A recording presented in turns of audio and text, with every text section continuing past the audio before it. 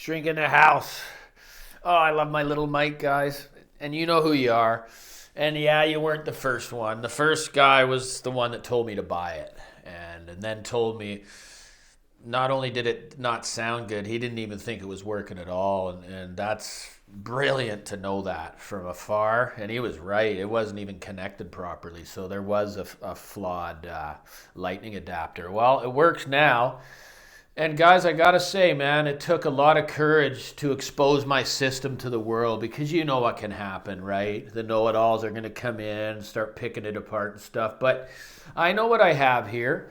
And I thought, once I listened to it and then I actually played it back myself with headphones, I thought, you know what? It's not, accurate, but it's gonna give a good sense of just the true scale, sound staging, bass, smoothness of the top end. It did a pretty good job of conveying that. Where it lacked was the clarity, resolution, what else? The separation of the instruments. And again, for just a mono mic, I feel it did good enough that I could allow it to be seen. It would give people a really good idea. So I hope you enjoyed that.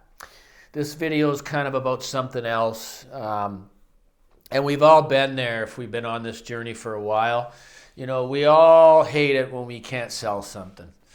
It's just a horrible feeling. We put it up for sale thinking, man, this thing's going to sell quick. I'm going to get most of my money back.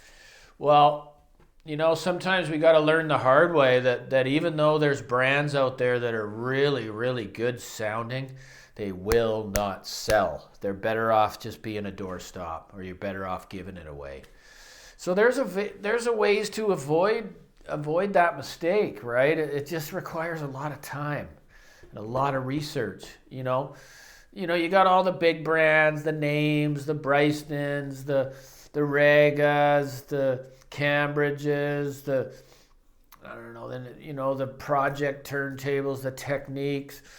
There's a lot of big brands that will sell easily. Now, does that make them better sounding than the ones that don't? Definitely not. I'm a fan of the boutique brands, the smaller companies that put a lot of passion into their products. Meaning there's not this big factory with a bunch of workers that can't wait to go home at 5. No, it's being built from passion and love.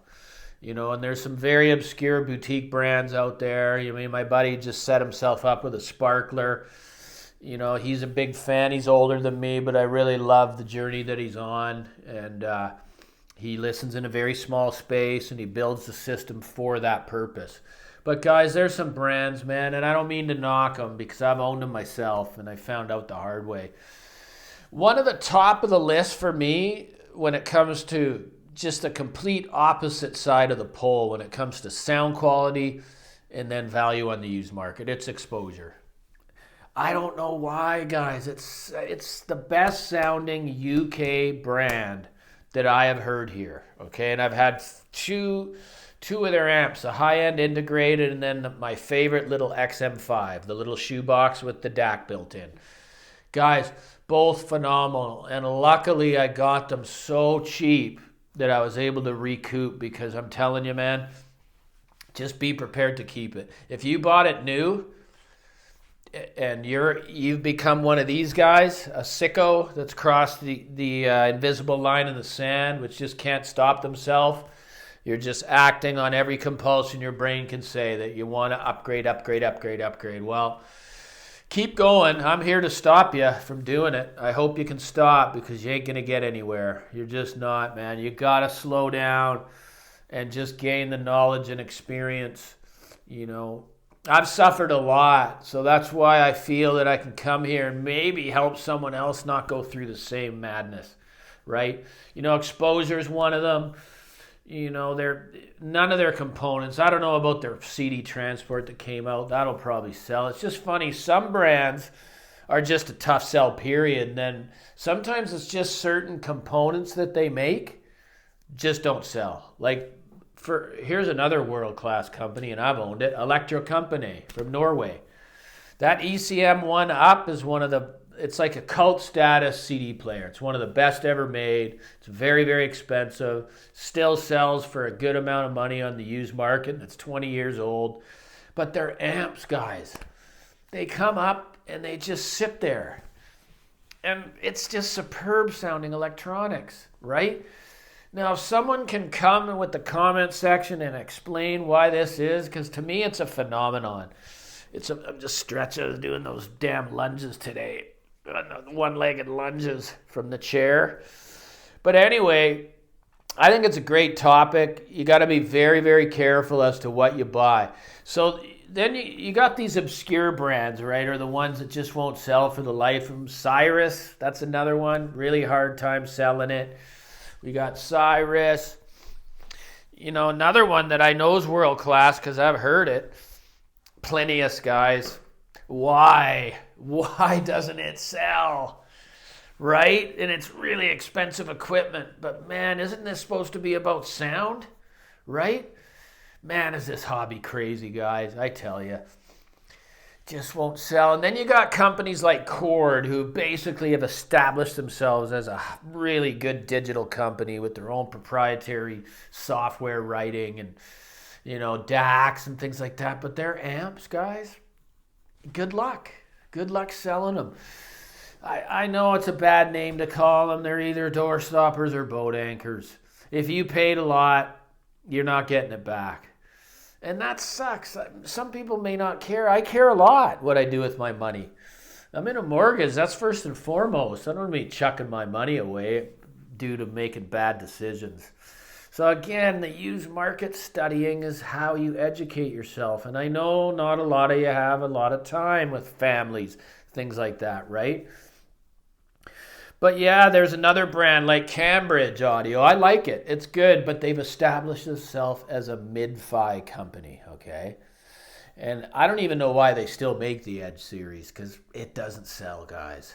They're not looked at as a company that makes $8,000, $10,000 amplifiers, right? I think NAD has creeped up into that area and they do fine. They have separates that are running 15 grand for probably both. I think it's the 66 DAC pre-streamer and then match that up with the M23. So these are really popular brands like NAD and, Name and Bryston. And a lot of these will fetch a good dollar, but they don't necessarily sound better than the boutique brands. In fact, they don't. Belcanto is a boutique brand. It's a small outfit. Their resale's not the best. It never has been. Top-notch sounding equipment, but what does sell is this exact integrated right here. One came up on cam about 2 weeks ago for $7,500. It was sold in a day. Now, price point matters. Like anything over $2,000 is going to become a slower sell, right? But some companies have a certain component that everybody wants. The rest sit, right? So, I'm not the person that wants to have the Tesla of audio, meaning everybody, and their sister has a Tesla. There are so many of them on the road, and I don't care if it's because they're good. I just want something different that nobody has and everybody wants, right? Something that's kind of like the Line Magnetic 518IA. It's a cult status amplifier, especially in the yellow. It served me for 7 years, and the resale is superb on the brand. But some of these Chinese companies, the resale is just slowly going down. It's not holding its value. It's not, it's not hyped anymore. So it's just, okay, it's getting forgotten about, right? But then there's brands that never are forgotten about. Like Blue Circle's another one, guys. You see as phono stages come up, they sell, like right away. But the amps, it's just a niche following, and I'm a big fan. I mean, it's some of the best sounding equipment I've ever owned or heard. And I'll say it again, some of the very most enjoyable best I've ever had. I love it. I love the silicone. I love what he does, right? So it really is a phenomenon. I want to know what other people's opinions are about this matter because it's a big deal. No one wants to throw their money down the drain. Go feed a starving person if you want to do that. This selfish hobby will take, like they say, the addiction, the gift that keeps on giving, man, right? So yeah, it's a real mystery, but it sucks. It's a horrible feeling when you can't sell something, And that's the shrink came up with the term doorstopper. What's another one? Oh, crayon. There's another one, man.